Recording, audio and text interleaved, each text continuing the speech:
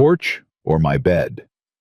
The words cut through the frozen desert air like a blade, and Mara Quinn's fingers stopped trembling, not from cold, but from the choice that just stripped away every pretense of kindness. Cole Ryder stood 3 feet away, his shadow swallowing the firelight, and every ranch hand in the yard had gone silent. This wasn't hospitality. This was a test designed to break her before she even started.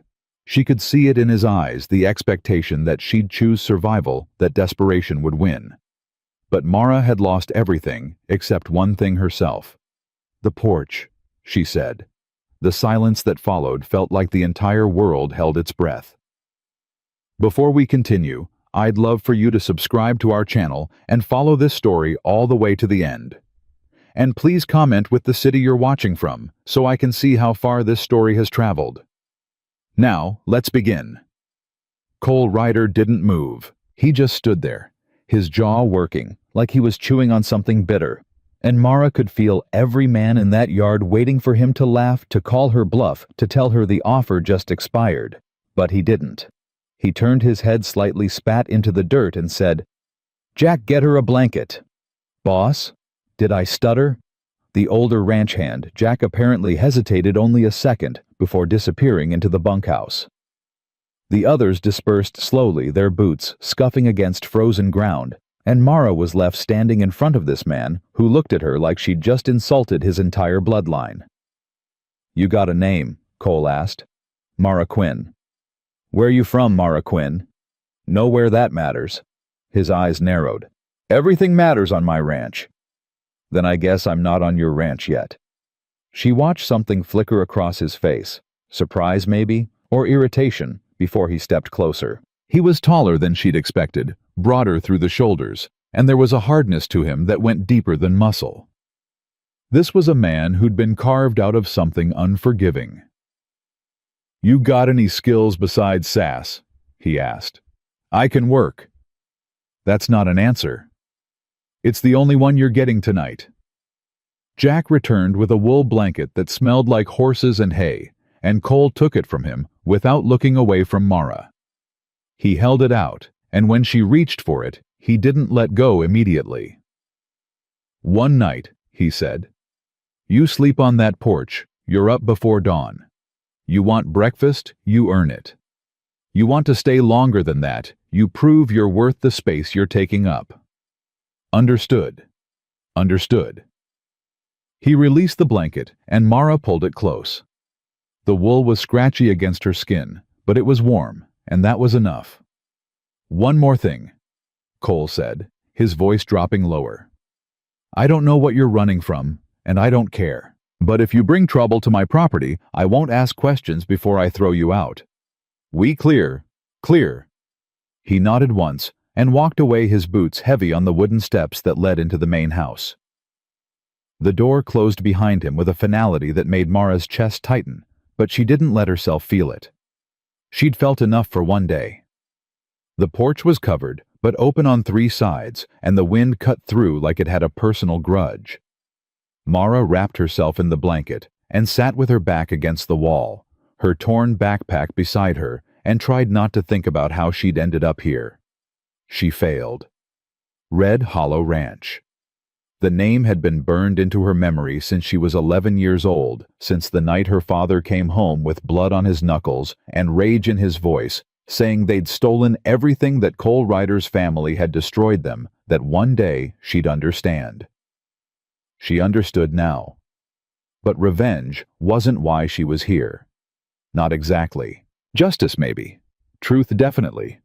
But mostly she was here because she had nowhere else left to go. The night stretched on, cold and unforgiving, and Mara dozed in fits and starts, her body too exhausted to stay awake, but too wired to truly rest. When the first hint of gray light crept over the horizon, she was already awake, already folding the blanket, already preparing for whatever test Cole Ryder planned to throw at her next. She didn't have to wait long. The door opened, and Jack stepped out, his weathered face unreadable in the dim light.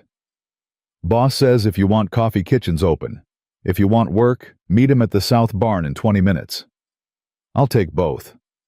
Jack almost smiled. Almost. You got guts, I'll give you that. Guts don't pay bills. No, they don't.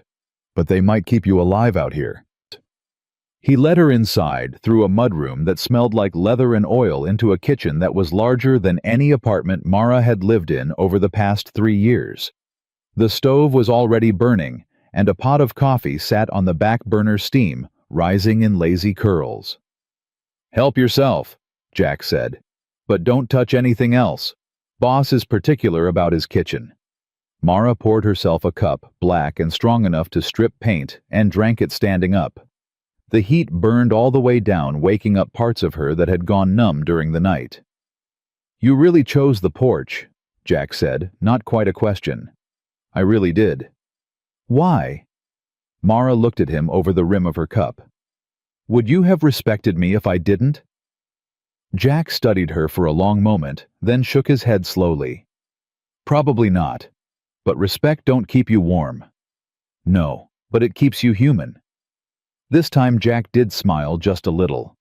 "Yeah, I suppose it does." When Mara stepped out of the house 20 minutes later, the sun was just starting to touch the tops of the distant mesas, painting everything in shades of copper and gold. The south barn was easy to find. It was the only structure in that direction that looked like it might collapse if you sneezed too hard. Cole was already there, pulling tools from a rusted toolbox. He glanced up when she approached, his expression as closed off as it had been the night before. "You know anything about fence repair?" he asked.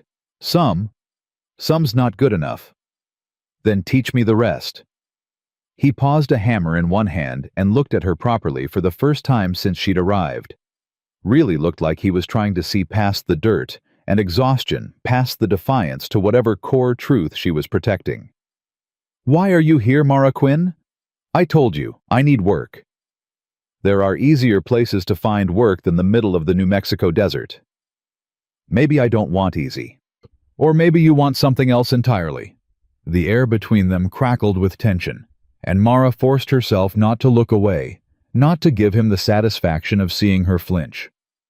"I came here to work," she said evenly. "What you choose to believe is your business." Cole held her gaze a moment longer, then nodded toward the fence line that stretched out behind the barn. 3 miles of barbed wire need replacing. Posts are rotted through in at least a dozen places. You work until noon, you get lunch. You work through the day, you get dinner, and another night on the porch. That's the deal. And after that? After that, we'll see if you're still standing. He handed her a pair of work gloves, thick leather, worn soft from years of use, and walked toward the fence line without waiting to see if she followed. She followed. The work was brutal. The fence posts had sunk into ground that was half frozen, half mud, and pulling them out required strength Mara wasn't sure she still possessed. But she dug anyway, her muscles screaming, her hands blistering even through the gloves, because stopping wasn't an option.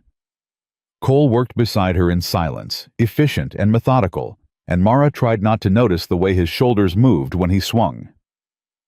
The post driver tried not to feel the weight of his attention every time she struggled with a particularly stubborn post. 2 hours in, she hit a rock. The post driver bounced back hard enough to jar her entire arm, and she bit back a curse, shaking out the numbness in her fingers. "You're holding it wrong," Cole said. "I'm holding it the way you showed me." "No, you're holding it the way you think I showed you. There's a difference." He moved behind her close enough that she could feel the heat radiating off him, despite the cold air, and adjusted her grip. His hands were rough and calloused, practical, and he smelled like wood smoke and sage. "Angle it like this," he said, guiding her hands. "Let the weight do the work, not your arms." Mara tried again, and this time the post driver slid past the rock, sinking deep into the earth. "Better," Cole said, stepping back. "Thanks." "Don't thank me yet. We've got 2.5 miles to go." By noon, Mara's back was on fire, her hands were bleeding through the gloves, and she was pretty sure she'd pulled something in her shoulder. But she'd kept pace with Cole, hadn't complained once, and when they finally stopped for lunch, she could see the faintest hint of respect in his eyes. "You're tougher than you look," he said, handing her a canteen. "You say that like it's a surprise." "It is." Mara drank deeply, the water cold and clean, and tried not to let the exhaustion show on her face. What were you expecting? Someone who'd quit after the first hour. Sorry to disappoint. I didn't say I was disappointed. They ate in silence, sandwiches that Jack had packed simple and filling, and Mara watched the way Cole's jaw worked when he chewed, the way his eyes never stopped scanning the horizon, like he was constantly on guard against something only he could see. How long have you owned this place? She asked. Long enough. That's not an answer. No, it's not. Mara bit back a smile. You're not much of a talker, are you? I talk when I have something to say. And you don't have anything to say to me. Cole looked at her, then really looked, and something shifted in his expression, something Mara couldn't quite name. I'm still deciding, he said. Deciding what? Whether you're worth the trouble. I thought that's what today was for. Today's about whether you can work. Tomorrow's about whether I can trust you. And how exactly do I prove that? You don't, Cole said, standing and brushing dirt off his jeans. You either are or you aren't. Time will tell. They worked through the afternoon, the sun climbing higher and hotter, despite the lingering cold. And by the time they finished the last section of fence, Mara's entire body was one continuous ache. But the fence was solid, the wire was tight, and when Cole stepped back to inspect their work, he nodded once. Good enough, he said. Just good enough. For now. They walked back to the ranch in silence, and when they reached the main house, Cole stopped on the porch steps, the same spot where he'd given Mara her choice the night before. Jack's making dinner, he said. You're welcome to join us. In the house. In the kitchen. Don't get ahead of yourself. Mara felt something warm unfold in her chest, something dangerous and foolish, and she pushed it down before it could take root. Thank you, she said. Don't thank me. You earned it. Dinner was stew, thick and rich with chunks of beef and vegetables that had been simmered for hours, and Mara ate like she hadn't seen food in days, because she almost hadn't. The other ranch hands there, were 5 of them, including Jack, watched her with a mixture of curiosity and suspicion. But nobody said anything until their bowls were empty. So, one of them said, a younger guy with a scar across his eyebrow. You gonna tell us why you're really here? Marcus, Jack warned. What I'm just asking, what we're all thinking. Mara set down her spoon and met Marcus's gaze head on. I'm here because I need work, and Cole offered it. That's all you need to know. That's all you're willing to tell us, you mean? Same thing? Marcus leaned back in his chair, a smirk playing at the corners of his mouth. You got secrets, Mara Quinn. I can smell them. Everyone's got secrets, Mara said. The question is whether they're any of your business. They are if they affect this ranch. They don't. How do we know that? You don't, Cole said, his voice cutting through the tension like a blade. But neither do you know that about anyone else here, so drop it. Marcus held up his hands in surrender, but the damage was done. The suspicion was out in the open now, and Mara could feel it settling over the room like a thick fog. She finished her stew in silence and stood to clear her plate, but Cole stopped her with a raised hand. Leave it, he said. You've done enough for one day. I can clean up. I said leave it. There was no arguing with that tone, so Mara nodded and headed for the door. She was halfway across the mudroom when Cole's voice stopped her again. Mara. She turned. You did good work today, he said. Better than good, actually. If you want to stay on the job's yours. Same deal, work for your keep, follow the rules, don't bring trouble. And if I do bring trouble, then I'll deal with it. Mara searched his face for some hint of what that meant, but his expression was as unreadable as ever. Okay, she said. I'll stay. Good. Jack'll show you to the bunkhouse. It's not much, but it's better than the porch. Anything's better than the porch. Cole almost smiled. Yeah, I imagine it is. The bunkhouse was exactly what Mara expected: a long, narrow building with metal frame beds lined up against both walls, and a wood stove in the center that barely cut the chill. Jack showed her to an empty bed near the back away from the others, and handed her a set of clean sheets and a pillow that looked like it had seen better decades. "Breakfast is at 5, he said. "Don't be late." "I won't." Jack paused at the door, his hand on the frame, and looked back at her with something that might have been concern. "Marcus isn't wrong," he said quietly. "You do have secrets, and eventually they're going to come out. When they do, you better hope Cole's in a forgiving mood." "Is he ever?" "Not in the 10 years I've known him, no." "Then I guess I better make sure they don't come out." Jack shook his head slowly. "Secrets always come out, Mara. Always. The only question is how much damage they do when they finally surface." He left before she could respond, and Mara sat on the edge of her bed, staring at the walls that were now temporarily precariously home. She thought about her father, about the stories he'd told her, about the rage that had consumed him until there was nothing left but bitterness and blame. She thought about the files she'd read, the documents she'd tracked down, the truth she'd pieced together over years of searching. Red Hollow Ranch had belonged to two families once, the Riders and the Quinn's partners, who'd built something beautiful out of nothing. Until the day everything fell apart, accusations flew, and her father was driven out with nothing but his fury and his daughter. Cole didn't know who she was, didn't know that every fence post she'd driven today, every wire she'd strung was on land that should have been half hers. But he would find out eventually. Jack was right about that. And when he did, Mara wasn't sure if he'd throw her out or destroy her completely. She lay back on the thin mattress, her body screaming in protest, and closed her eyes. Tomorrow would bring more work, more tests, more chances for her cover to slip. But tonight, she had a roof over her head and a plan still intact. It would have to be enough. The next morning came too soon and too cold, and Mara dragged herself out of bed, feeling like she'd been trampled by horses.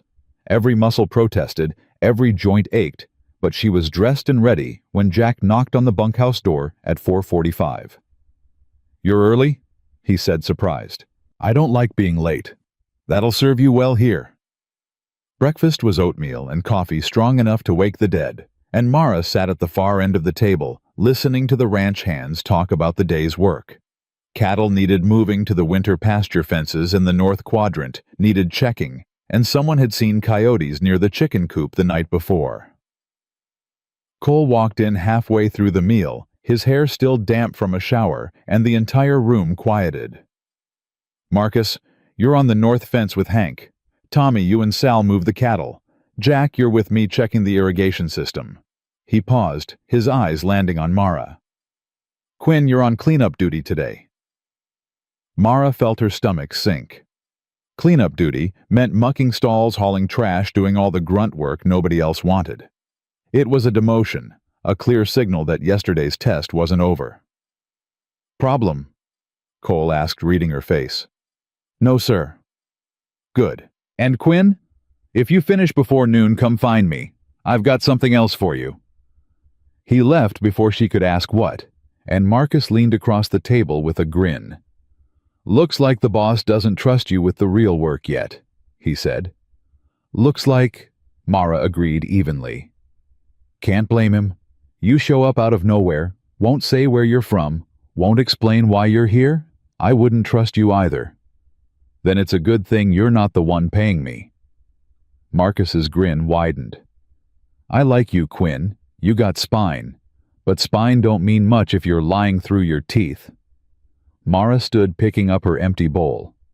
"I'm not lying." "No. Then what are you doing?" "Surviving, same as everyone else." She walked away before he could respond, before the conversation could spiral into territory she wasn't ready to navigate, and spent the next 4 hours doing exactly what Cole had assigned: mucking stalls, hauling manure, scrubbing water troughs until her hands were raw. It was humiliating work, degrading work, and Mara knew that was the point. Cole was testing her again, seeing if pride would make her quit, if the indignity would be enough to send her packing. It wasn't. She finished at 11:30, found Cole near the irrigation pump house, and stood there waiting until he acknowledged her. "Done already?" he asked. "Yes, sir." He wiped his hands on a rag and studied her muddy, exhausted, reeking of horse manure, and something shifted in his expression. "You could have walked away," he said. "I could have."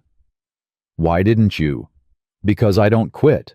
Or because you want something from this ranch bad enough to eat shit for it." Mara's jaw tightened. "Believe what you want." "I intend to."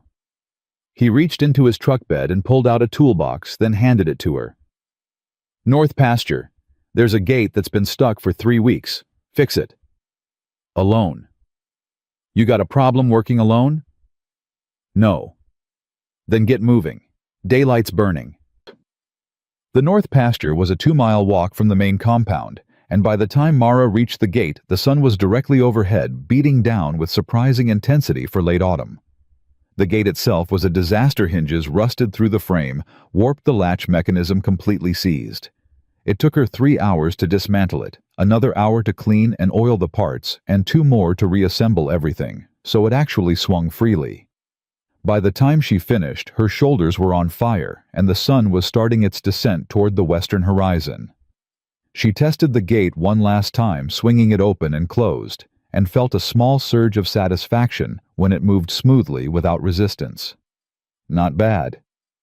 Mara spun around to find Cole leaning against a fence post watching her. She had no idea how long he'd been standing there. "How long have you been here?" she asked. "Long enough to see you almost give up twice and keep going anyway." "I wasn't going to give up." "No, I don't think you were." He pushed off the fence and walked over to inspect her work, testing the hinges, checking the latch, and when he finished, he nodded once. "Good work," he said. "Just good." This time Cole did smile, small and fleeting but real. "Better than good. Best that gate's worked in years." Something warm spread through Mara's chest, dangerous and unwanted, and she forced herself to look away. "Thank you," she said. "Don't thank me. You did the work." They walked back to the ranch in silence, and when they reached the main compound, the sun was just touching the tops of the mesas, painting everything in shades of amber and crimson. "Quinn," Cole said, stopping at the base of the porch steps. "Yes?" "You're not like the others who've come through here." "Is that good or bad?" "I haven't decided yet."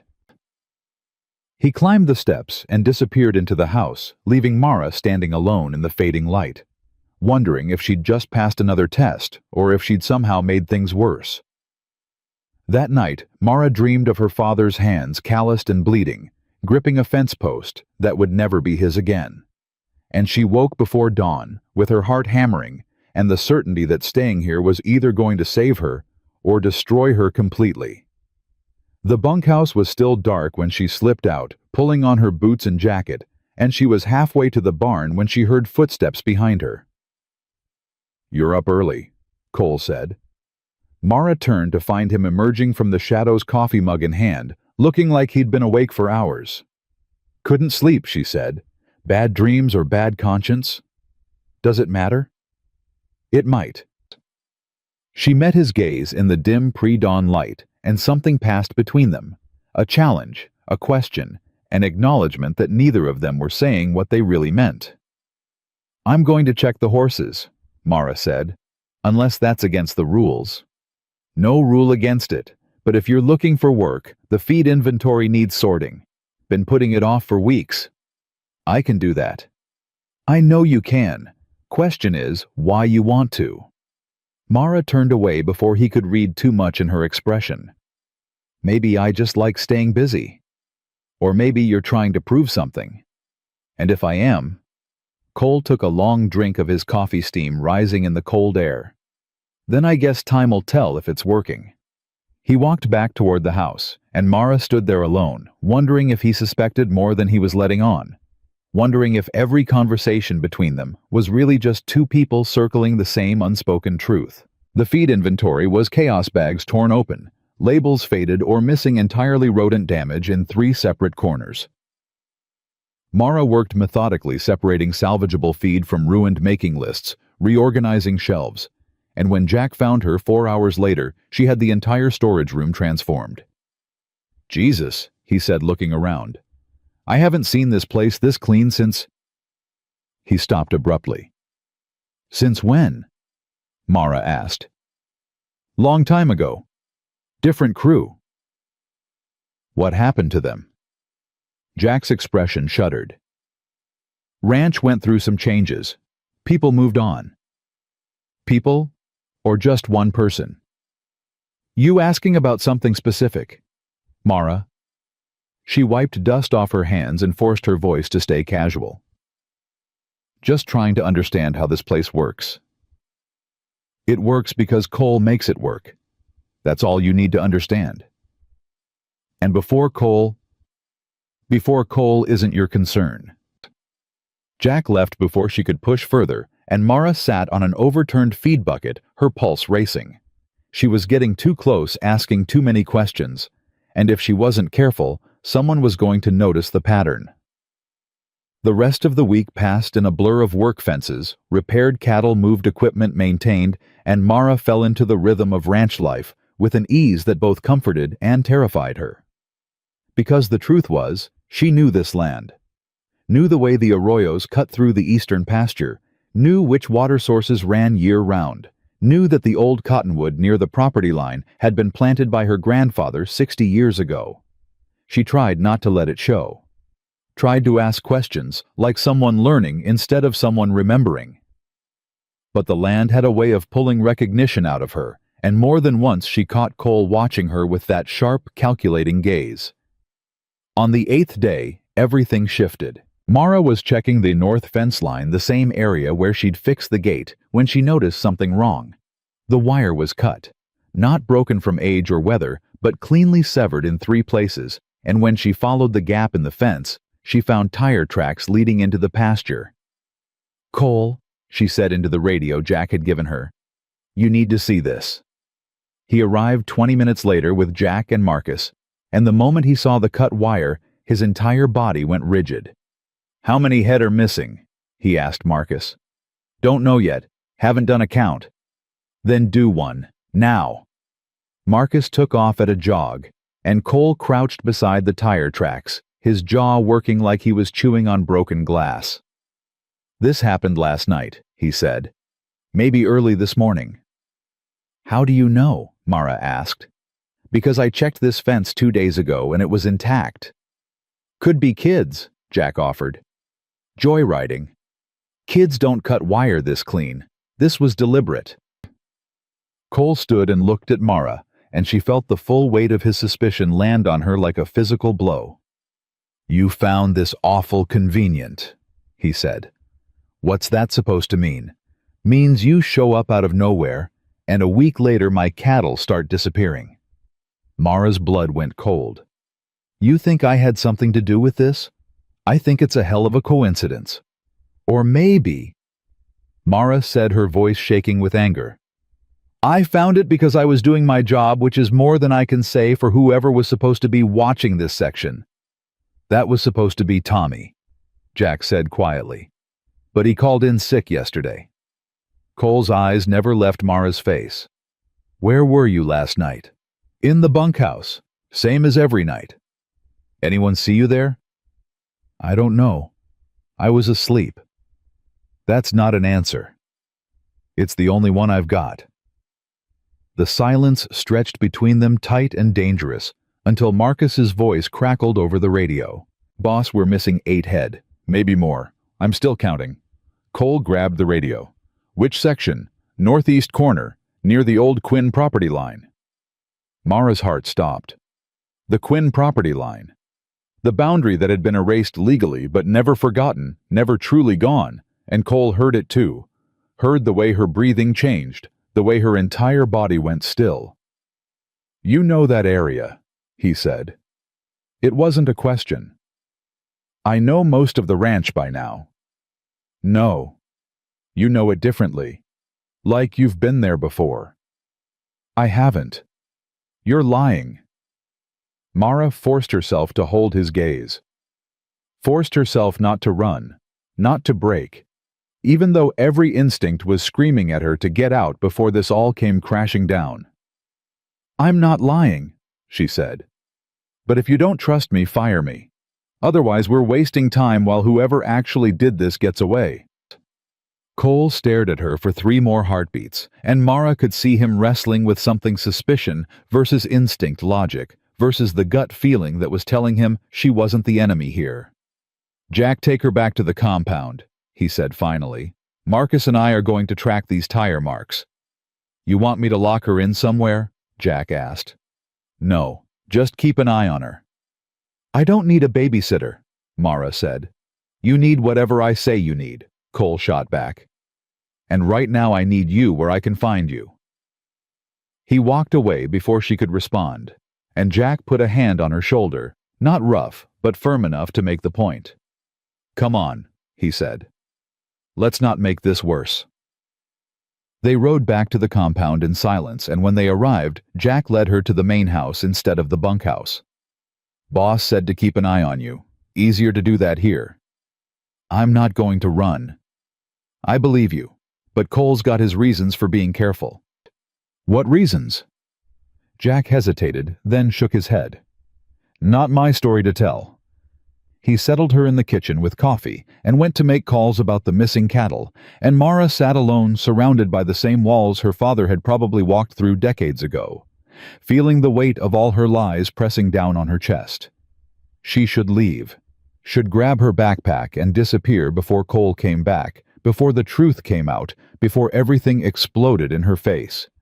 But she didn't move, because beneath the fear and the guilt was something else. Something that had been growing since the moment she'd chosen the porch over comfort, since the first fence post she'd driven, since Cole had looked at her like she was a puzzle worth solving. She wanted to stay, wanted to finish this, wanted to prove that she belonged here, even if belonging meant destroying everything in the process. Cole didn't return until after dark, and when he walked into the kitchen, he looked like he'd aged 10 years in 6 hours. "Find anything?" Jack asked. "Tracks lead to the highway. After that, nothing. Whoever did this knew what they were doing." "What about the cattle?" "Gone. Either already sold or being held somewhere until the heat dies down." Cole pulled off his hat and ran a hand through his hair, and for the first time since Mara had met him, he looked genuinely defeated. "This is the 3rd time this year," he said quietly. "3rd time someone's stolen from me, and I can't stop it because I can't figure out who the hell is behind it." "You think it's organized?" Jack asked. "Has to be. This isn't random. This is someone who knows my operation, knows my weak points, knows exactly when to hit. Could be one of the crew. Could be. Or could be someone with old grudges and a long memory." Mara felt her stomach twist. "What kind of grudges?" Cole looked at her, and his eyes were dark and hollow. The kind that don't die just because time passes. The kind that get passed down like heirlooms. "You mean the Quinns?" Jack said. And there it was, out in the open. The name Mara had been carrying like a stone in her chest. "The Quinns are long gone," Cole said. "But their allies aren't. And some people don't forget what they think was stolen from them." "What was stolen?" Mara asked, her voice barely above a whisper. Cole's gaze sharpened. "You ask a lot of questions for someone who doesn't want to answer any." "I'm trying to understand." "Why?" "So you can report back to whoever sent you." "Nobody sent me." "Then why do you care?" "Because it's my family." Mara wanted to scream. "Because every word you're saying is about my blood, my history, my father's rage that consumed him until there was nothing left." But she couldn't say that. Couldn't let it out. Not yet. "I care because I work here," she said instead. "And if someone's trying to destroy this ranch, that affects me too." Cole studied her for a long moment, and Mara could see him weighing her words, testing them for truth, trying to decide if she was genuine or if this was all part of some elaborate con. "The Quinns," he said finally, "thought they owned half this ranch, thought they had rights to land my grandfather bought and paid for. When the truth came out, when the courts ruled against them, they didn't take it well." What happened? James Quinn tried to burn the place down, failed, got arrested, died in prison 10 years later. His wife took their daughter and disappeared. End of story. Not the end, Mara thought. Not even close. And you think their allies are still coming after you? She asked. I think someone sure as hell is. And every time I get close to figuring out who the trail goes cold. Jack cleared his throat. Boss, you want me to call the sheriff? And tell him what? That I lost 8 more head and have no proof, no witnesses, and no idea who's responsible. He'll write it up and file it away with all the other reports that go nowhere. So what do we do? Cole looked at Mara again, and this time there was something different in his expression. Not quite trust, but not complete suspicion either. Something closer to desperate calculation. We set a trap, he said. What kind of trap? Mara asked. The kind that requires bait, and someone they won't suspect. Understanding hit Mara like cold water. You want to use me? I want to use someone who's good with their hands, doesn't mind risk, and isn't part of the regular crew. That's you. And if I say no, then you pack your things and leave tomorrow morning, because if you won't help me protect this ranch, I don't need you here. It was a test. Another one. Always another test with him. But this time, Mara could use it, could turn it into an opportunity to prove herself, to get closer to the truth she'd come here to find, to maybe, just maybe, find a way to make this right without destroying everything. What's the plan? She asked. Cole almost smiled. Tomorrow night you're going to sleep in the north pasture, alone, with a radio and a rifle. You think they'll come back? I think whoever's doing this is getting bold, and I think if we give them an opportunity that looks too good to pass up, they'll take it. And then what? Then you radio me and we catch them in the act. Unless they catch me first, Mara said. That's the risk. Jack stepped forward. Boss, this is dangerous. If they're armed, they won't shoot someone they don't see as a threat, and Mara here looks about as threatening as a field mouse. Thanks, Mara said dryly. It's a compliment. Means they'll underestimate you. Means they'll get careless. Or it means I'll end up dead in a ditch. That's why you'll have the rifle, and that's why I'll be close enough to hear the radio. Mara looked between Cole and Jack, weighing the insanity of what he was proposing, and realized she didn't have a choice. Because saying no meant leaving, and leaving meant failing, and failing meant her father's rage had been for nothing. Meant all the years of searching and planning had led to a dead end.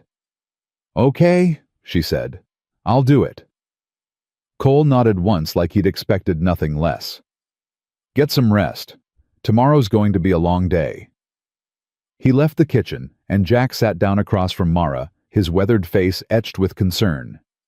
You don't have to do this, he said quietly. Yes, I do. Why? What's in this for you that's worth risking your life? Mara met his eyes and saw genuine care there, genuine worry, and for a moment she almost told him, almost let the truth spill out, just to have someone know, someone understand why she couldn't walk away. Same thing that's in it for everyone, she said instead. A place to belong. Jack shook his head slowly. A place to belong shouldn't cost you your life, Mara. No, but it might be worth risking it. She stood and walked to the bunkhouse, her mind racing with possibilities and plans, and when she finally lay down on her thin mattress, sleep didn't come for hours. Because tomorrow night she would be alone in the dark, waiting for thieves who might be connected to her family, and Cole Ryder would be watching to see if she was friend or enemy. The irony wasn't lost on her. The next day dragged by in slow motion. Mara went through the motions of work, feeding horses, cleaning stalls, helping Tommy repair a broken water pump, but her mind was already in the north pasture, already playing out scenarios of what might happen when darkness fell. Cole avoided her most of the day, which was somehow worse than his usual scrutiny. And when they finally crossed paths at dinner, he handed her a rifle without ceremony. You know how to use this? He asked. My father taught me. Good. Keep it close tomorrow night. Don't hesitate if you need to use it. I won't. And Mara. He waited until she looked at him. If this goes sideways, if you feel unsafe even for a second, you get on that radio and call me. Understood? Understood. I mean it. Pride's not worth dying for. Neither is cattle. No. But this ranch is worth fighting for. And if you're willing to do that, then maybe I was wrong about you. He walked away before she could ask what he meant, and Mara stood there holding the rifle, feeling the weight of it and everything it represented: trust, danger, the thin line between proving herself and getting killed, trying. That night, she lay in the bunkhouse and listened to the other ranch hands breathing in the darkness, and she thought about her father's hands again, thought about all the choices that had led her here. Thought about the choice she'd made on that first night: porch or bed, dignity or survival. She'd chosen dignity then. Tomorrow, she'd have to choose if survival was worth compromising everything she'd come here to do. And she still didn't know the answer. The north pasture felt different at night, colder, emptier, like the darkness had teeth. Mara sat with her back against an outcropping of rock, the rifle across her lap, and listened to the wind move through the grass like something breathing. Cole had dropped her off 2 hours ago with a radio, a canteen, and instructions that felt more like a warning. Anything happens, you call me. Anything. I will. And Mara, don't try to be a hero. That's not what this is about. Okay. But it was, wasn't it? Everything was about being a hero, or at least about not being the villain her father had become, about proving that the Quinn name meant something other than bitterness and burned bridges. The radio crackled. You still awake? Cole's voice, rough and low. Wide awake. Anything moving. Just wind. Keep watching. They hit around midnight last time. How do you know I won't fall asleep? Because you're too stubborn to let yourself fail. The transmission cut before she could respond, and Mara felt something twist in her chest, something that felt dangerously close to being understood.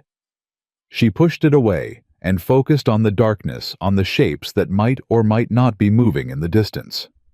An hour passed, then another. The cold seeped through her jacket and into her bones, and Mara flexed her fingers around the rifle to keep them from going numb. She was starting to think this whole plan was a waste of time when she heard the low rumble of an engine, distant but getting closer. Her heart kicked into overdrive. Cole, she whispered into the radio. Vehicle approaching from the east. How many? Can't tell yet. No headlights. Smart. They're running dark. Can you see the vehicle type? Mara squinted into the darkness and caught the outline of something large and boxy. Looks like a truck, maybe a stock trailer behind it. That's them. Stay hidden. Do not engage. I'm on my way. How far are you? 10 minutes. That's too long. Mara, do not engage. That's an order. The transmission cut, and Mara watched the truck slow to a crawl about 200 yards from her position. 2 men got out, their voices carrying on the still air, but too low to make out words. They moved with practiced efficiency, opening the trailer gate, and within minutes they were herding cattle toward the truck with the ease of people who'd done this before. Mara's hand tightened on the rifle. 10 minutes felt like an eternity, and these men would be gone in 5. She could see it playing out: the trailer, loaded the truck, disappearing into the night, and Cole arriving to find nothing but tire tracks and empty pasture. She made a choice. Rising slowly, she moved toward the truck, keeping low, using the darkness and terrain for cover. Her pulse hammered in her ears, drowning out reason, drowning out Cole's warning. When she was close enough to see the license plate, she raised the rifle and fired a single shot into the air. The crack split the night, and everything stopped. The men froze. The cattle scattered. And Mara stepped into the open rifle, trained on the closer of the 2 figures. That's far enough, she said, her voice steadier than she felt. The man closest to her raised his hand slowly. Easy now. We don't want trouble. Then you shouldn't be stealing cattle that don't belong to you. This is a misunderstanding. No misunderstanding. I know exactly what you're doing. The second man moved just a fraction, and Mara swung the rifle toward him. Don't. I will put you down. You're making a mistake, the first man said, and something in his voice made Mara's blood run cold. He sounded calm, too calm, like he wasn't afraid at all.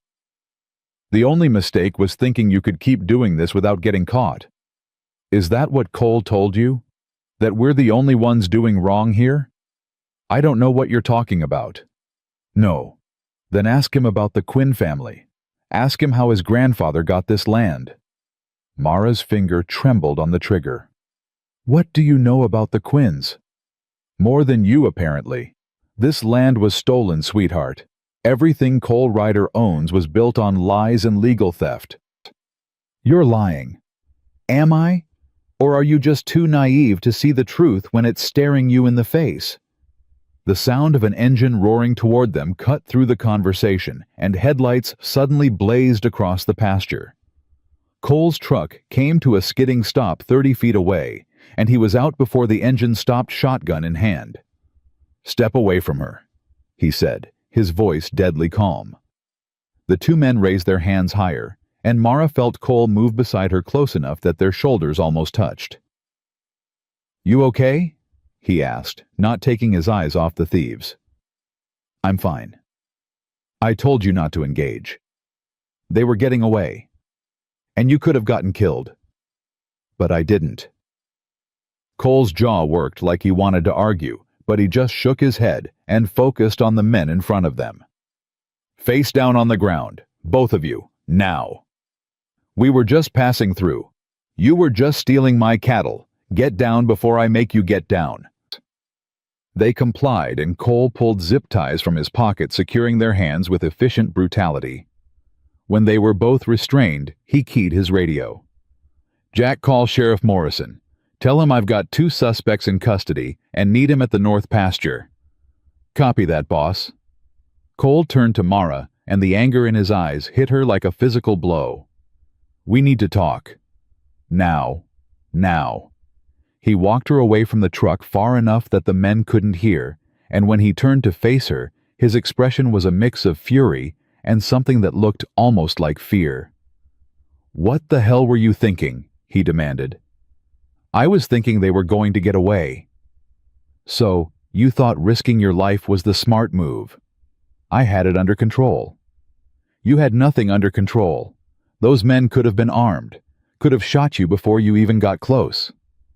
But they didn't. That's not the point. Then what is the point, Cole? That I'm supposed to sit and watch while people destroy everything you've built? The question hung between them, and Mara watched something shift in Cole's expression. The anger draining away, replaced by exhaustion and something rawer. The point, he said quietly, is that I don't want you dying for this ranch. Why not? Everyone else seems willing to. Because... He stopped, running a hand through his hair. Because you're not everyone else. What does that mean? It means I don't trust Easy Mara, and I sure as hell don't trust Fast. But for some reason I can't explain I trust you, and that scares me more than those men ever could. Mara felt something crack open inside her chest, something that had been locked tight since the moment she'd arrived at Red Hollow Ranch. Because Cole was trusting her. Actually trusting her. And she was lying to him with every breath. Cole, don't, he said. Whatever you're about to say, just don't. Not tonight.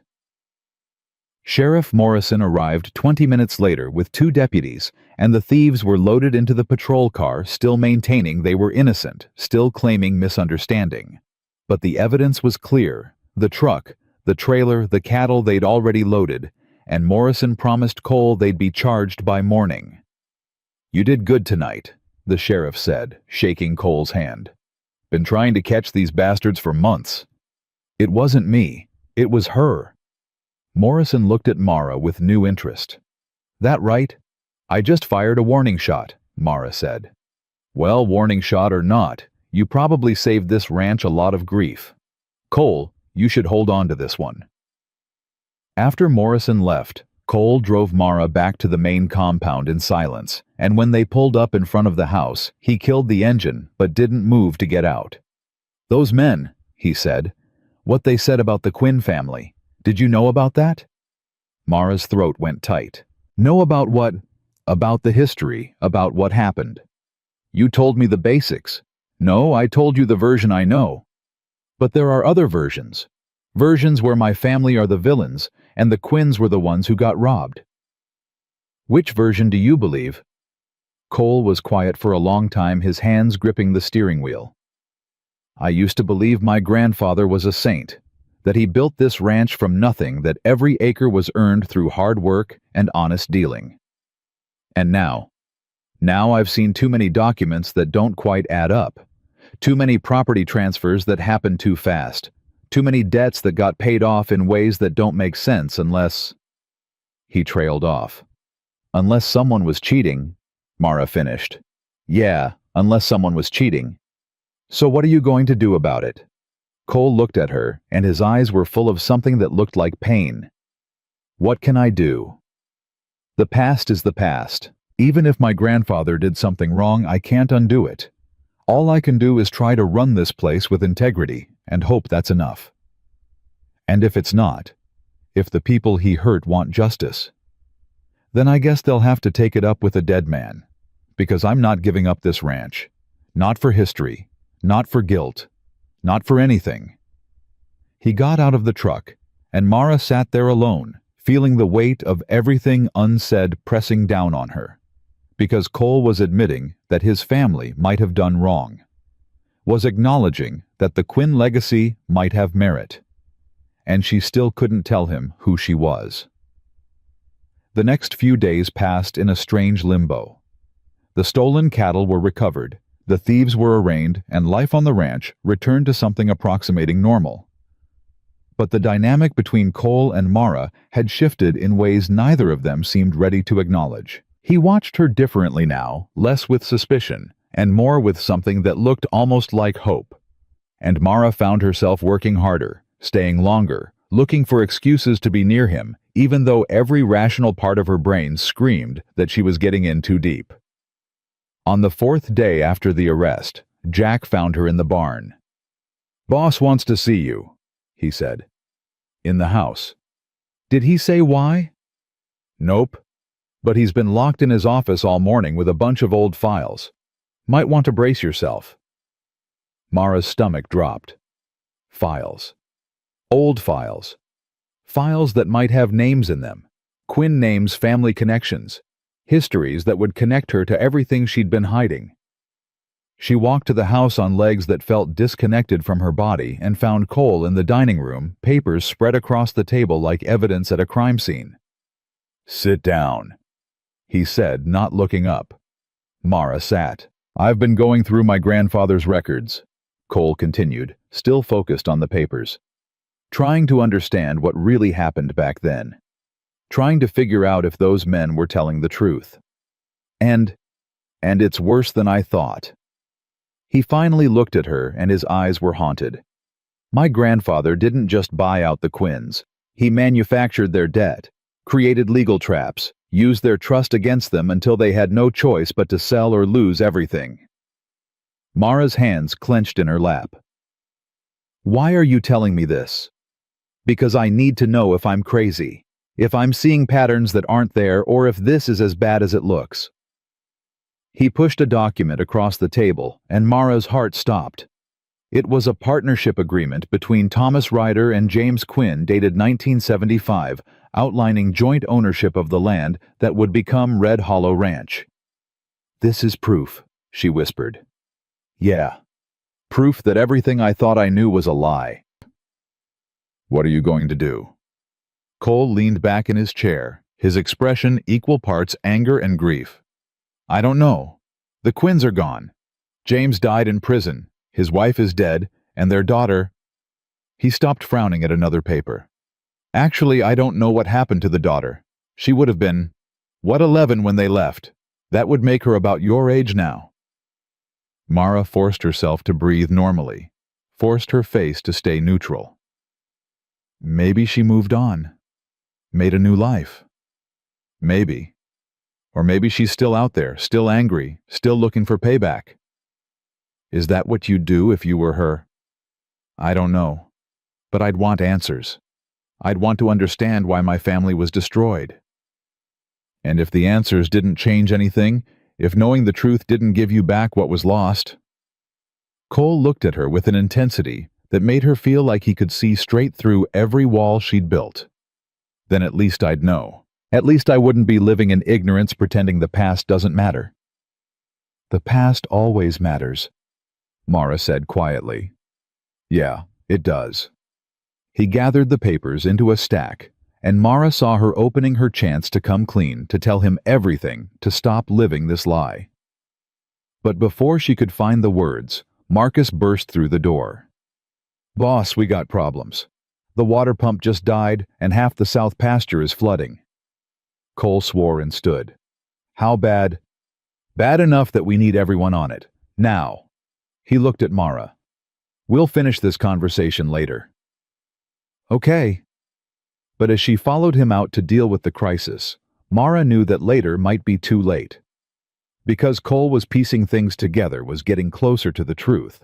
And when he finally connected all the dots, when he realized that Mara Quinn had been working beside him for weeks, lying to him for weeks, trusting him while deceiving him, the explosion would destroy everything. The water crisis took all day and most of the night to fix. By the time they got the pump replaced and the flooding under control, everyone was exhausted, soaked, and running on fumes. Mara collapsed in the bunkhouse without even bothering to change out of her wet clothes, and when she woke the next morning, her entire body felt like it had been put through a thresher. But there was no time to rest, because when she walked into the kitchen for coffee, she found Cole sitting at the table with a photograph in his hand, and the look on his face told her everything she needed to know. He'd figured it out. This is you, he said, holding up the photo. This is you when you were 11 years old, standing with James and Catherine Quinn in front of this house. Mara's world tilted.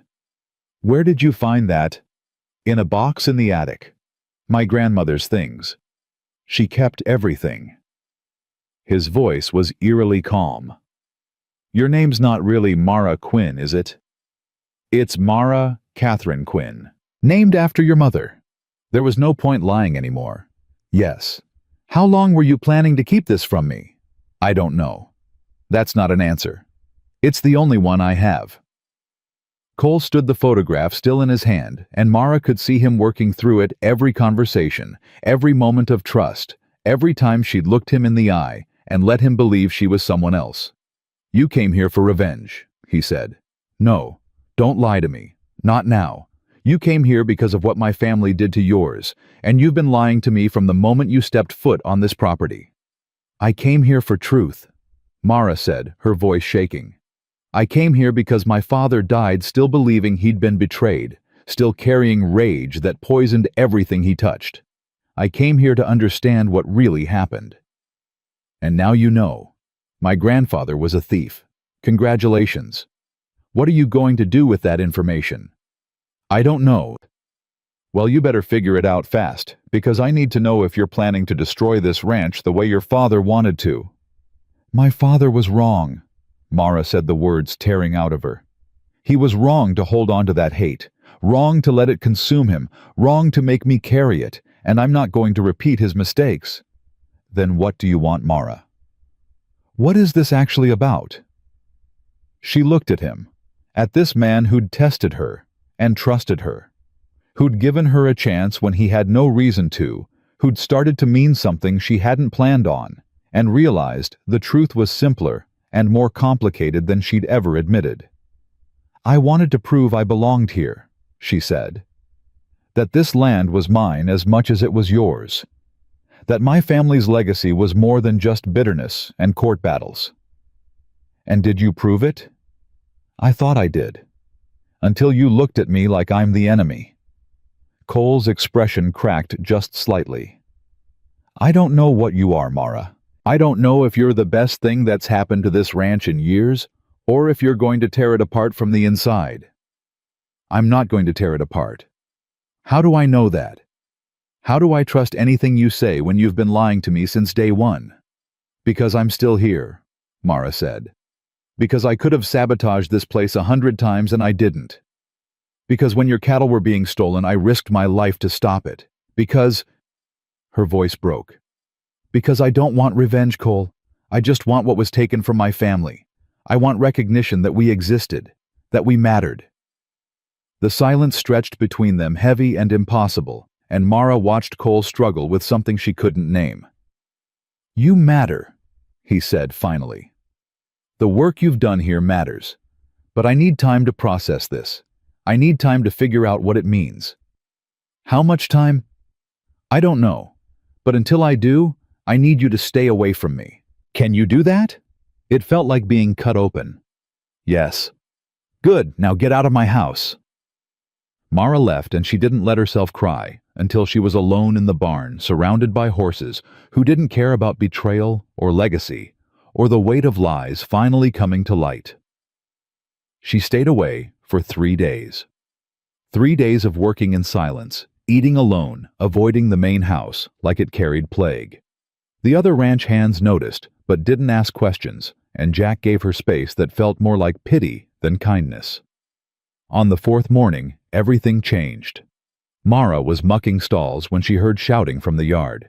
She dropped the pitchfork and ran outside to find Cole standing in front of a man in an expensive suit, and the tension between them was thick enough to choke on.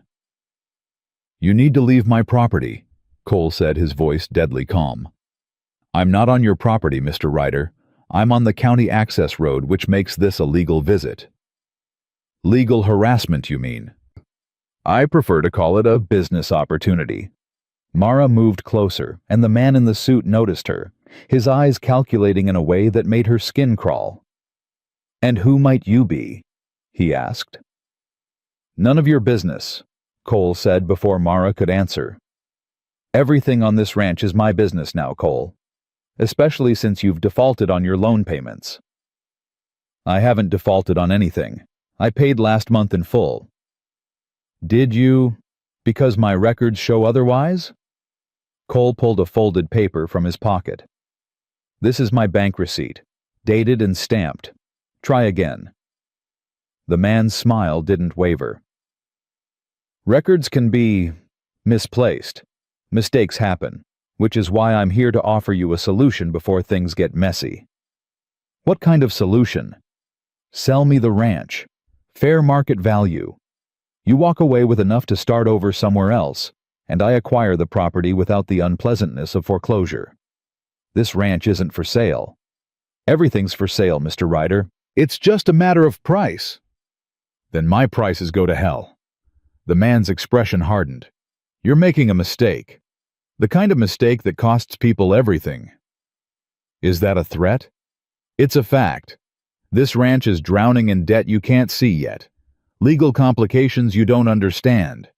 And when it all comes crashing down, and it will, you'll wish you'd taken my offer. He turned to leave, then paused and looked back at Mara. You look familiar. Have we met? No. Mara said, her voice steady, despite her racing heart. I'm usually good with faces. He handed Cole a business card. When you change your mind, call me. The offer expires in 30 days. He walked to his car, a black Mercedes that looked obscene against the dusty ranch backdrop, and drove away slowly, like he owned the road and everything around it. Cole stood there gripping the business card like he wanted to rip it to shreds. And Mara could see his jaw working, could see the rage building behind his eyes. Who was that? She asked. Richard Crane. The man who's been trying to buy this ranch for 5 years. Why would he think you're in debt? Because someone's been feeding him information. Someone who knows my financial situation better than they should. You think it's someone on the inside? Cole looked at her, and for the first time since he'd discovered her identity, his expression wasn't guarded. It was raw. I think someone's been sabotaging me for months, and I'm running out of time to figure out who. The cattle thefts were just the start. Last month, 3 of my biggest contracts mysteriously fell through. The month before that, my equipment supplier doubled their prices overnight, and now this. He held up the business card. Someone's orchestrating this, making it look like I'm failing so Crane can swoop in and take everything. Do you have proof? Nothing concrete. Just a pattern that's too consistent to be coincidence. Mara made a decision. Then let's find proof. Cole's eyes narrowed. Why would you help me? Because whoever's doing this destroyed my family too, and I'm done letting them win. This isn't your fight, Mara. Yes, it is. It always has been. Something shifted in Cole's expression, not quite forgiveness, but maybe the beginning of understanding. If we do this, I need to know I can trust you. Completely. You can. Prove it. Tell me everything. No more secrets. No more half-truths. Mara took a breath and let it all out. My father died 3 years ago, still believing your family stole everything from him. He spent my entire childhood consumed by it, drowning in rage, until there was nothing left but a shell of who he used to be. When he died, I found his files, every document he'd collected, every piece of evidence he thought proved his case. And the more I read, the more I realized he was right. Your grandfather cheated my family out of this land. I know. But what I didn't know, what he never found, was why. So I came here to find out. To understand what was worth destroying an entire family over. And what did you find? That it wasn't about the land at all. It was about water rights. Your grandfather discovered an underground aquifer running through the property, and he knew whoever controlled the water would control everything. So he made sure the Quinns lost their share before they could realize what they had. Cole's face went pale. How do you know this? Because I found the original geological survey in your attic. The one dated 2 months before my family was forced out. The one that proved your grandfather knew exactly what he was doing. Jesus. But here's what my father never understood. The water isn't just valuable for ranching. It's valuable for development. For turning this entire valley into something profitable. And Richard Crane knows about it. How could he possibly? Cole stopped. Unless someone told him. Someone who has access to your records. Someone who knows the property history.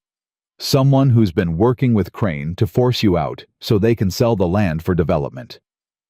You think it's one of my crew. I think it's someone close enough to hurt you. Cole's radio crackled.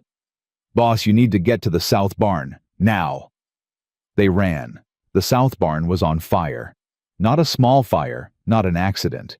The entire structure was engulfed in flames that reached toward the sky like grasping fingers, and Mara could feel the heat from 50 yards away. Where's the equipment? Cole shouted at Jack.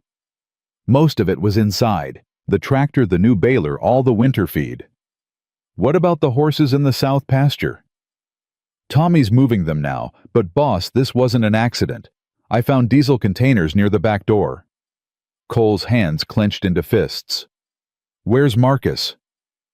Haven't seen him since this morning. Find him. Now. Jack took off running, and Cole grabbed the radio. Everyone not fighting this fire needs to check the other buildings. If they hit the south barn, they might hit others. Mara started toward the main house, but Cole grabbed her arm. Not alone. We go together.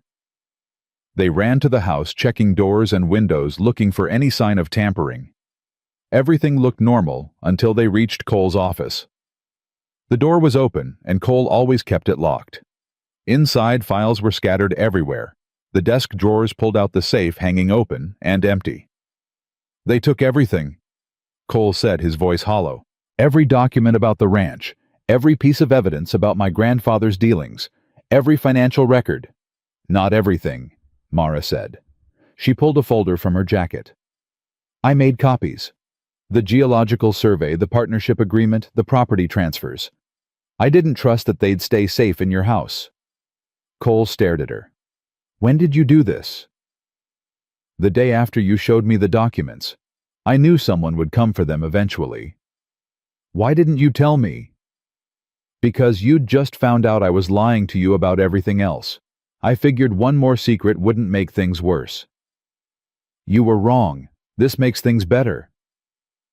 Before Mara could respond, Jack's voice came over the radio. Boss found Marcus. He's unconscious in the equipment shed.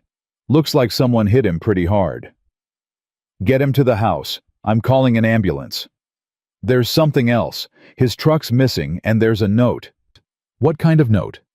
Says, stop fighting or lose everything. No signature. Cole and Mara looked at each other and the same realization hit them both. This is Crane, Mara said. He's escalating. Or he's desperate, which makes him dangerous. The next few hours were chaos. The fire department arrived and contained the blaze before it spread, but the south barn was a total loss. Marcus regained consciousness with a concussion and no memory of who attacked him.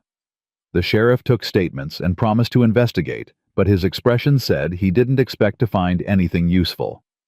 By the time everyone left, it was past midnight, and Cole and Mara stood in the yard, watching smoke still rising from the burned barn's skeleton. I can't keep fighting this alone, Cole said quietly. You're not alone. Aren't I? My crew is scared. My resources are disappearing.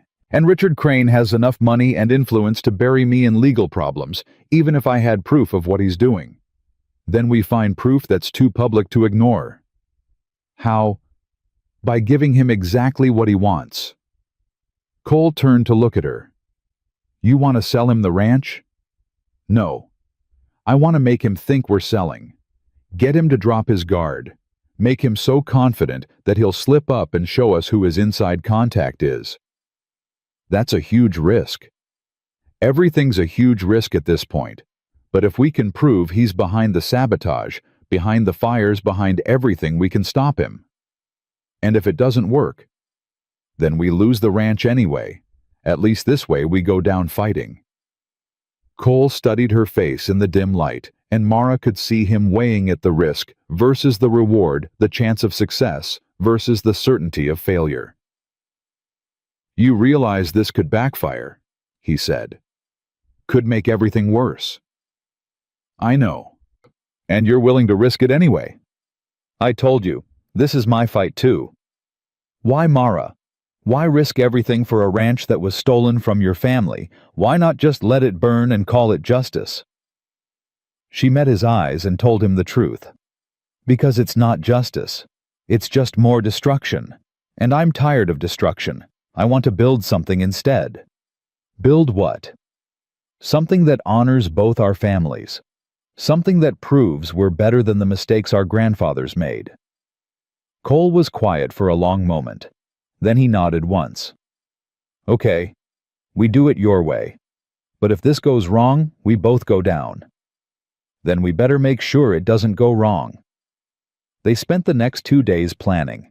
Mara reached out to Crane through his business card, requesting a meeting to discuss the sale. Crane agreed immediately, suggesting they meet at his office in town. Cole wanted to come with her, but Mara convinced him it would be better if she went alone. He'll be more comfortable without you there, she said. More likely to talk freely. He'll also be more likely to try something if you're alone. I can handle Richard Crane. That's not the point. Then what is... Cole grabbed her shoulders, not rough but firm enough to make her focus. The point is, I'm not letting you walk into danger alone. Not after everything that's happened. Cole? Not negotiable, Mara. We're in this together, or not at all. She wanted to argue, wanted to tell him she didn't need protecting. But the look in his eyes stopped her. Because it wasn't about protection. It was about partnership. About trust that had been broken and was slowly, painfully being rebuilt. Together, she agreed. They met Crane in his office 3 days after the fire. The space was all polished wood and leather designed to intimidate, and Crane sat behind a massive desk, looking like a king granting an audience. Mr. Ryder, Miss Quinn, I'm pleased you've reconsidered my offer. How did you know my name? Mara asked. Crane smiled. I make it my business to know everything about properties I'm interested in. And when I saw you at the ranch, I did some digging. Imagine my surprise to discover that James Quinn's daughter was working for the man whose family destroyed hers. That's ancient history, Cole said. History has a way of repeating itself, doesn't it? Especially when there are debts to be paid. We're not here to discuss history, Mara said. We're here to discuss the sale. Of course, though I must say I'm curious what changed your mind, Mr. Ryder. Last time we spoke, you told me to go to hell. Last time we spoke, my barn wasn't ashes. Ah, yes. Tragic accident that. I heard arson was suspected. It wasn't an accident, and you know it. Crane's expression didn't change. I know nothing of the sort, but I do know that running a ranch is dangerous work. Fires happen, equipment fails, cattle disappear. It's almost as if the land itself is trying to tell you something. And what's that? That some people aren't meant to hold on to things. That eventually everything finds its proper owner. Cole leaned forward. And you think you're the proper owner? I think I'm the inevitable owner. Whether you sell to me now or lose everything to foreclosure in 6 months, either way, this land becomes mine. You seem very confident about that. I am. Because I have something you don't. What's that? Patience. And allies. The word hung in the air like a challenge, and Mara felt her pulse quicken. What kind of allies? The kind who understand that loyalty is negotiable. The kind who know when to switch sides before the ship goes down. You're talking about someone on my crew, Cole said. I'm talking hypothetically, of course. But yes, if I were orchestrating a campaign to acquire a property, I would certainly ensure I had eyes and ears on the inside. Someone who could provide information, create opportunities, make strategic difficulties appear at exactly the right moment. Who? Cole demanded. Crane smiled. That would be telling. And where's the fun in that? He pulled a contract from his desk drawer and slid it across. Here's my offer. Take it or leave it. But know that if you leave it, my next offer will be significantly lower. Cole picked up the contract, scanned it, and his face went white. This is half what the land is worth. This is what the land is worth to me, considering the liabilities you've accumulated. What liabilities? Oh, didn't you know there are several pending lawsuits against your operation? Environmental violations, labor disputes, unpaid debts. All filed in the last 48 hours. That's impossible. Is it? Perhaps you should check with your lawyer, though I hear he's been quite difficult to reach lately. Mara grabbed Cole's arm before he could lunge across the desk. We'll review the contract and get back to you. Don't take too long. These offers have a way of expiring when you least expect it. They left before Cole did something they'd both regret, and once they were in the truck, he slammed his fist against the steering wheel hard enough to make Mara jump. He's got someone inside, Cole said. Someone who's been feeding him information, creating problems, setting me up. I know. It has to be one of the core crew. Jack Marcus, Tommy Sal, or Hank. Those are the only people with access to everything. Not Hank. He's been with you too long. So has Jack. But that doesn't mean they're not desperate enough to sell me out. Mara pulled out her phone and opened a photo. Or maybe it's none of them. What are you talking about? I did some digging after the fire. Pulled property records, corporate filings, anything connected to Richard Crane. And I found this. She showed him a document, a limited partnership agreement listing Crane's business associates. And there, buried in the middle of the page, was a name that made Cole's blood run cold. No, he whispered. It can't be. I'm sorry, Cole. Because the name on the document was Thomas Morrison. Sheriff Morrison. The man Cole had trusted to investigate the cattle thefts. The man who'd promised to help. The man who'd been in the perfect position to sabotage every attempt Cole made to protect his ranch. He's been working with Crane this whole time, Cole said, his voice hollow. Every report I filed, every piece of evidence I gave him, he fed it straight to Crane, so they could stay ahead of me. And he's probably the one who orchestrated the fire, who attacked Marcus, who stole your files. We need to prove it. We need to be smart about it. Morrison has power and connections. If we accuse him without ironclad proof, he'll bury us. Cole started the engine. Then we get proof. Tonight. L2 in the morning before breaking into Morrison's office. Cole picked the lock while Mara kept watch, and when the door swung open, they slipped inside like ghosts. "We have 20 minutes," Cole whispered. "Maybe less if he has security cameras." "He doesn't. I checked. Too confident in his authority to think anyone would dare." "Let's make him regret that confidence."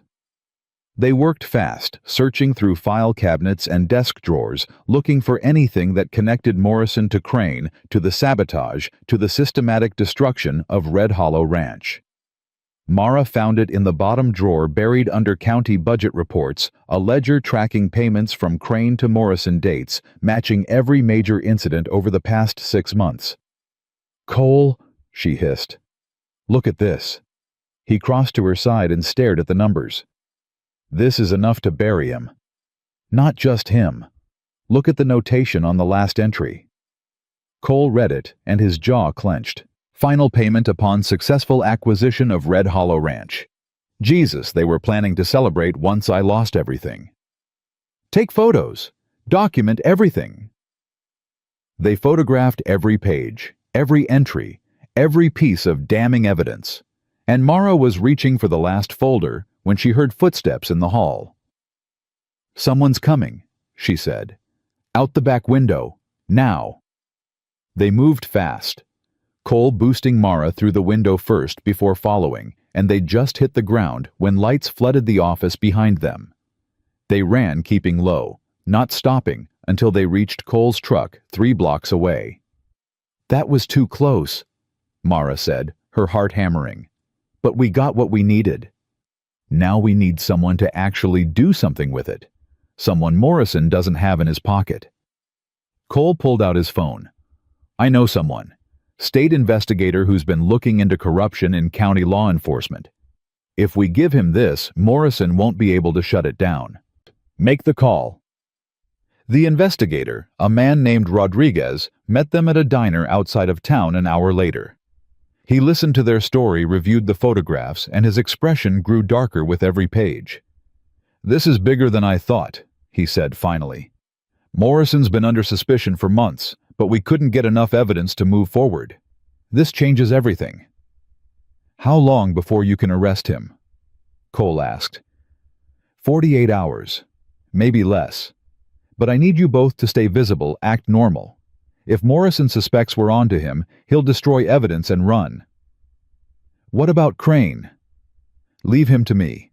If Morrison goes down, Crane loses his inside man. And without Morrison running interference, we can investigate every shady deal he's made." They left the diner as the sun was rising, and Cole drove back to the ranch in silence, his hands tight on the steering wheel. When they pulled up to the main house, he killed the engine, but didn't move to get out. "What you did tonight," he said. "Breaking into a sheriff's office, gathering evidence, risking arrest. Why? You know why. Say it anyway." Mara turned to face him. "Because this ranch is part of my family's legacy, and I won't let corrupt men destroy it twice." "It's not just about legacy." "No, it's not." "Then what is it about Mara?" She took a breath and let the truth out. "It's about you. About the fact that you gave me a choice that first night when you could have just thrown me out. About the way you've tested me and trusted me and made me prove I was worth something. It's about the fact that somewhere in the middle of all this, I stopped wanting revenge and started wanting..." She stopped. "Started wanting what? To belong. To be part of something that matters. To build instead of destroy." Cole reached across and took her hand, and the gesture was so simple and so profound that Mara felt something break open in her chest. "You do belong," he said. "You've belonged since the moment you chose the porch. I thought you were testing me to see if I'd break. I was, but you didn't break. You stood your ground, and that told me everything I needed to know about who you are. And who am I? Someone strong enough to carry a legacy without being crushed by it. Someone brave enough to tell the truth even when it costs you everything. Someone He stopped, swallowing hard. Someone I need on this ranch, if you'll stay.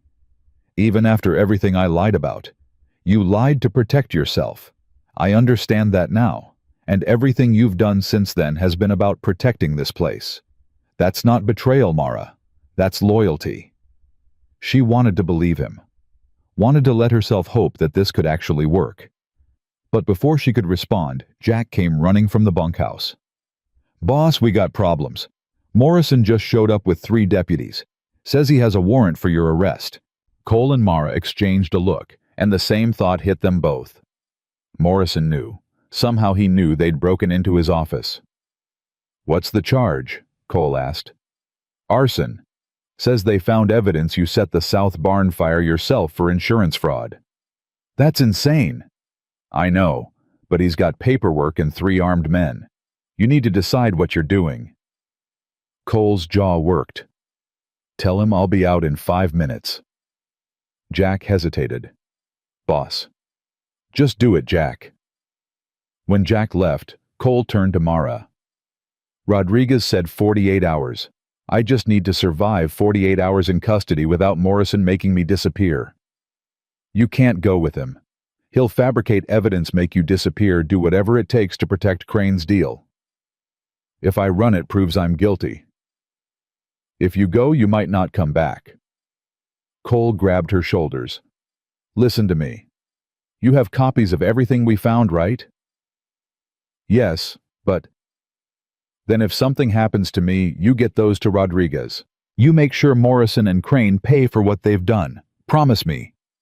"Cole." "Promise me, Mara." "I promise. But you're not doing this alone." "I have to." "No, you don't." She kissed him. Hard and desperate and full of everything she'd been holding back, and when they broke apart, Cole's eyes were wide with shock. "What was that for?" he asked. "Insurance. So you know what you're coming back to." Before he could respond, Morrison's voice boomed from outside. "Rider, time's up. Come out or we come in."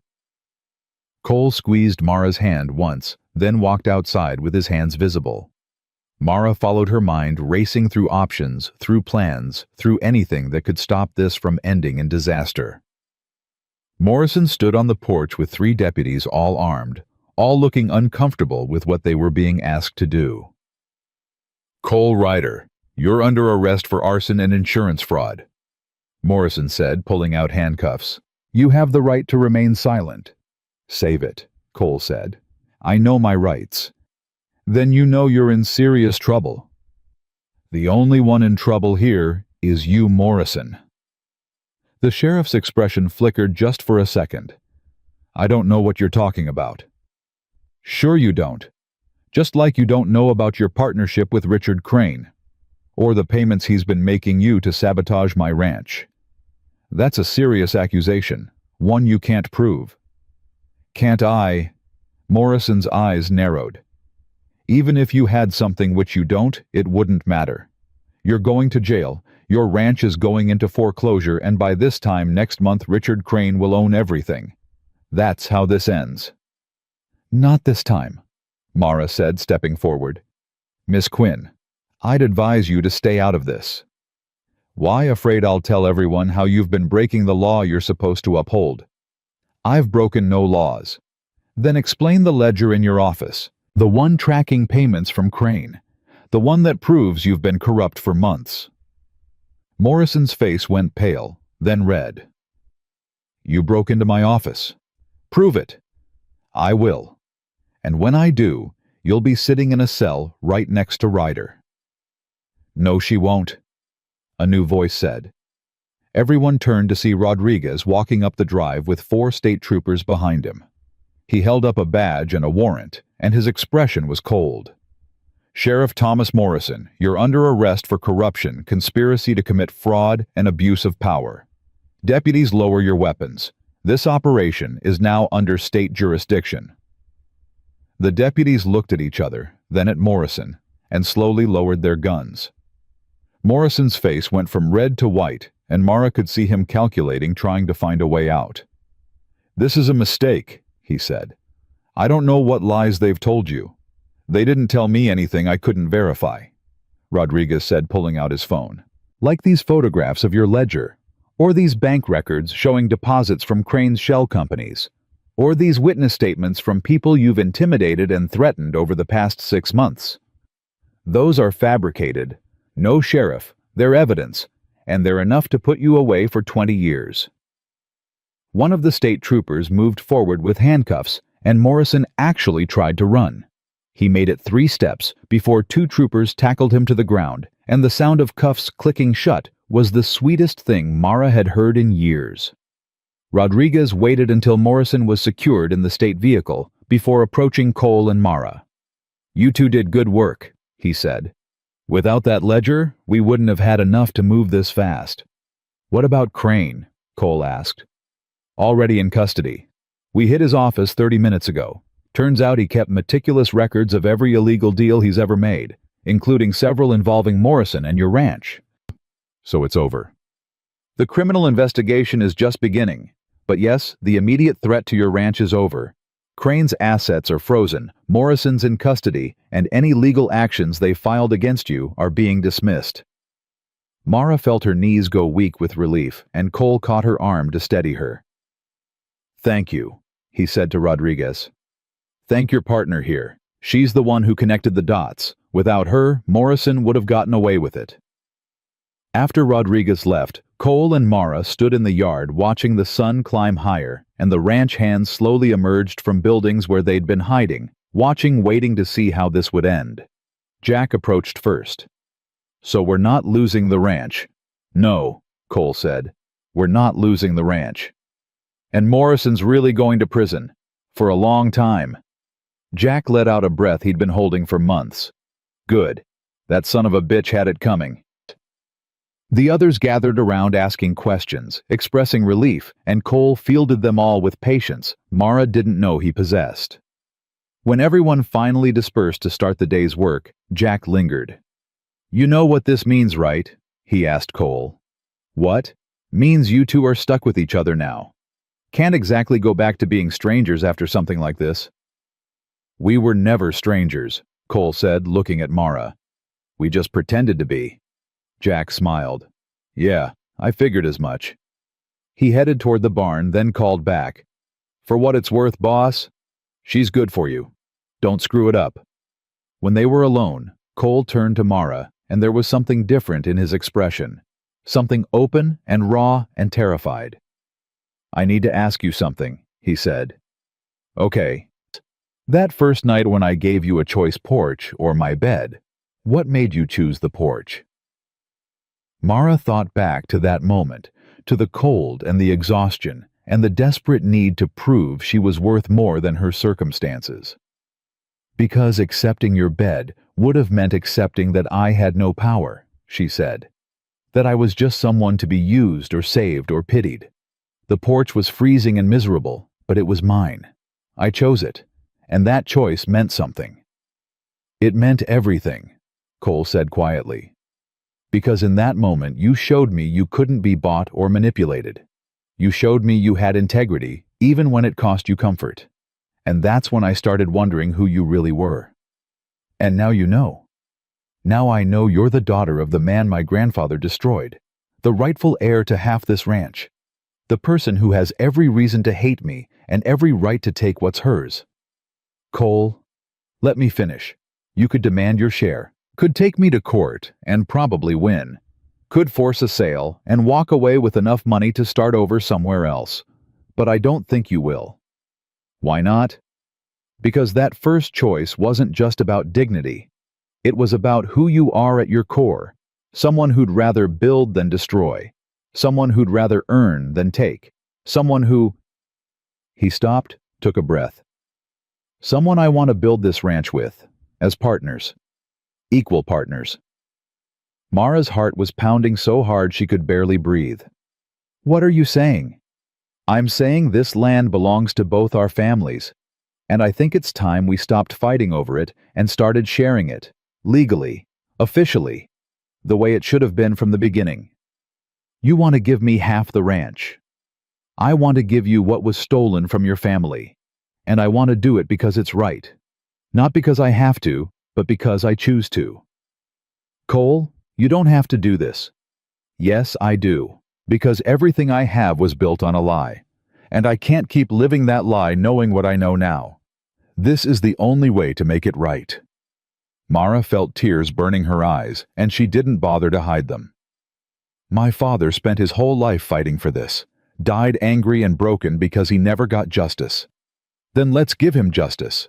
Let's prove that his fight wasn't for nothing, that his daughter was strong enough to finish what he started, not through revenge, but through making things right.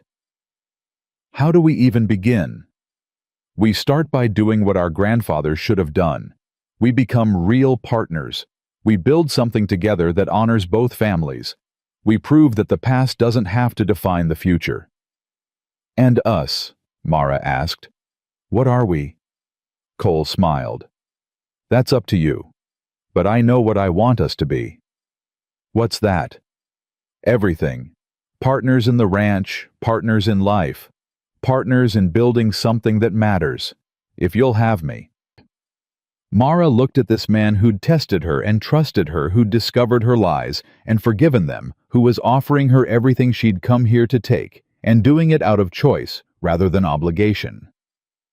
That first night, she said, you gave me a choice, Porch or your bed, and I chose dignity. You did. But you're not offering me the same choice now, are you? No, this time I'm offering you something different. What? Everything. The porch and the bed, the ranch and a home. A past that's been healed and a future worth building. But only if you choose it. Only if you want it as much as I do. Mara took his hands and felt the calluses there. The same calluses her father had carried, the same marks of work and struggle and refusing to give up. I choose everything, she said. I choose us. I choose this ranch. I choose to build instead of destroy. I choose dignity and partnership and truth. I choose all of it. Cole pulled her close, and when he kissed her this time, it felt like coming home. Like every choice she'd made, every lie she'd told, every moment of doubt, had been leading to this, to standing on land that was finally truly hers, with a man who saw her for who she was, and wanted her anyway. When they broke apart, the sun was fully up, painting the ranch in gold, and Mara could see the work ahead of them, rebuilding the south barn, restructuring the partnership, proving to the community that the Riders and the Quinns could build something together instead of tearing each other apart.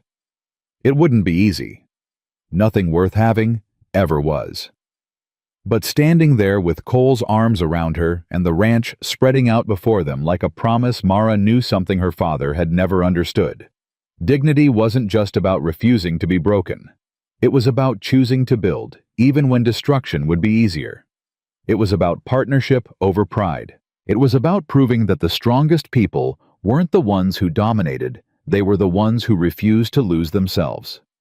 And that choice, the choice she'd made on a freezing porch when she had nothing left to lose, had changed everything. Not just Cole's world, but her own. Because dignity had led to trust. Trust had led to partnership, and partnership had led to something neither of them expected.